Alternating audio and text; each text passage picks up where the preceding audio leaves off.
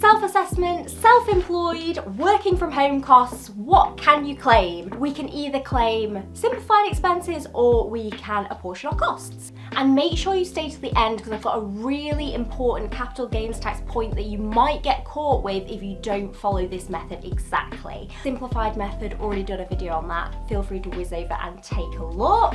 Apportionment method, let me show you how to do that. So just for clarity, we're gonna include this amount in box 14, rent, rates, power and insurance. So we need to decide how much of our house that room or garage, whatever it is, relates to. So say my office relates to being 10% of my total house. So I have bills of £4,000 for fixed items. Fixed items would be things like mortgage interest, council tax, cleaning. If I took a full 10%, so I took 4,000 times 10%, £400 as a deduction, that would be too much because I only use that office 4 hours a day for my work and my family use it 4 hours a day for playrooms. So we need to apportion them costs out just to represent the business element. So what I would do is I would take 4 divided by 24 hours a day times 400, which is about £67. Next up, we have the variable costs. That would be things like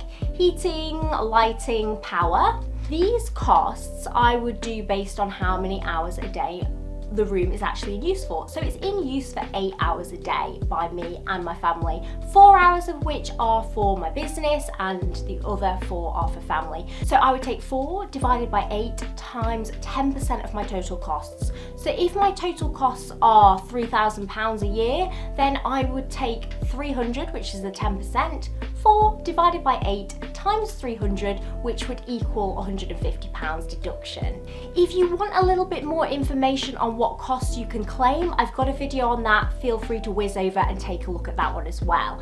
But the most important point here is we need to ensure that we are not using 10% of our house exclusively for business purposes. We need to be using it for private purposes as well, because if it's exclusively for business, we could get caught by capital gains tax when we sell our property potentially. Big hassle, we don't want to do